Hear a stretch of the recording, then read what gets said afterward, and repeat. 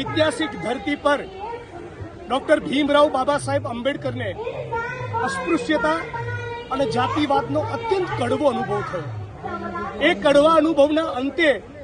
એમણે સંકલ્પ કર્યો અને 23 સપ્ટેમ્બર ત્યારથી એક સંકલ્પ દિવસ તરીકે સમગ્ર ગુજરાત અને દેશના ફક્ત દલિત બહુજનો નહીં, તમામ એવા લોકો જે ન્યાય, સમાનતા અને બંધુત્વમાં માને છે એની ઉજવણી કરે છે। ગુજરાતના અને દેશના દલિતો अस्पृश्यताની નાબૂદી થાય, જાતિવાદ અને આખી જાતિ વ્યવસ્થા ખતમ થાય અને સમાનતા અને બંધુત્વ આવે, સતત દલિતો એનો સંકલ્પ તો કરે જ છે। પણ દુઃખ સાથે કહેવું પડે છે કે આ આરએસએસની ભાજપ સરકાર એ કયા દિવસે બંધારણ લાગુ કરવાનો સંકલ્પ કરશે?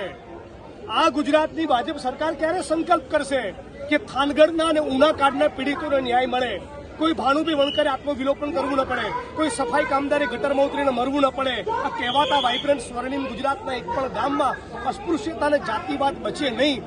એનો સંકલ્પ આરએસએસ અને ભાજપ કરતા નથી, એ પણ આજના પ્રસંગે કહેવા માંગુ છું। અને સાથોસાથ વડોદરા મ્યુનિસિપલ કોર્પોરેશન અને વડોદરા ભાજપને પણ કહેવા માંગુ છું, એટલે કમસે કમ એટલો તો સંકલ્પ કરો કે મગરો રોડ ઉપર ના આવે,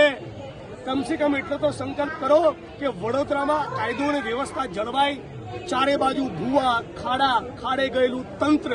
આ તંત્ર વડોદરાની અંદર પણ સુધરે એવો સંકલ્પ પણ વડોદરા મ્યુનિસિપલ કોર્પોરેશનને ભાજપની સરકારે કરવું જોઈએ। આજે ફરી એકવાર તમામ ભીમ સૈનિકો, તમામ બુદ્ધિસ્ટોને મારા ક્રાંતિકારી જય ભીમ પાઠવું છું અને સંકલ્પ દિવસની ખૂબ ખૂબ શુભેચ્છાઓ પાઠવું છું। વિઘ્નેશભાઈ, મારો સવાલ આ છે કે હરણી બોટકાંડના જે પીડિતો હજુ સુધી ન્યાય નથી મળી, આપ આગળ આવશો? બિલકુલ, હરણી બોટકાંડને પીડિતોને ન્યાય મળવો જોઈએ,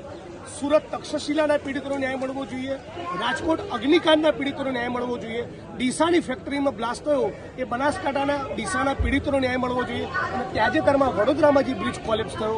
એના પીડિતોને પણ ન્યાય મળવો જોઈએ। કોંગ્રેસ પાર્ટી તરીકે અને ગુજરાતના નાગરિક તરીકે આ તમામ પીડિતોને પડખે ઉભા રહેવાનો અમે તો સંકલ્પ કરીએ છીએ, પણ અમારે અરજી કે આવેદનપત્ર પણ આપવું પડે અને પીડિતોનો ન્યાય અને વળતર મળે એવો સંકલ્પ ભાજપ સરકાર કરે। આ કાર્યક્રમમાં સૌની વચ્ચે ભાગ લેવાનો ખૂબ આનંદ છે। વર્ષો પહેલા, દાયકાઓ પહેલા આજ વડોદરાની ધરતી પર ડોક્ટર ભીમરાવ બાબા સાહેબ આંબેડકરની અસ્પૃશ્યતા અને જાતિ વ્યવસ્થાનો અત્યંત કડવો અનુભવ અને એની સ્મૃતિમાં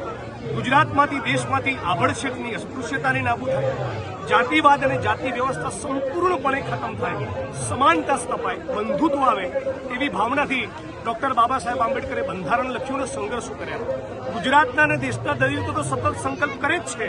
દર વર્ષે સંકલ્પ લે છે કે કાયદો વ્યવસ્થા જળવાય, ન્યાય મળે, બંધારણ લાગુ થાય, સમાનતા આવે,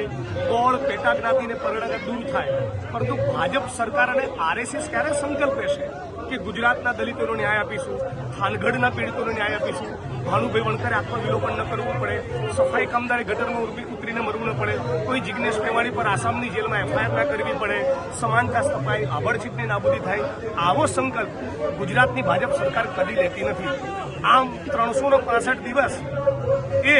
સમાજને જાતિ અને વ્યવસ્થાને વેચવાની વાત કરવાની અને ચૂંટણીમાં લાભ ખાટવા વાદળી જબ્બો પહેરીને બાબા સાહેબના સ્ટેચ્યુને માળા પહેરાવા જવું, આ જ નરેન્દ્ર મોદી, આરએસએસ અને ભાજપની સ્ટાઇલ છે,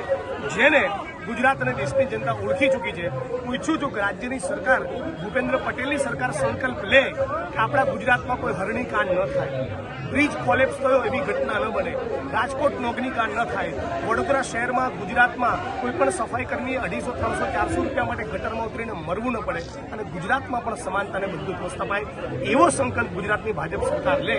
તો ખરું।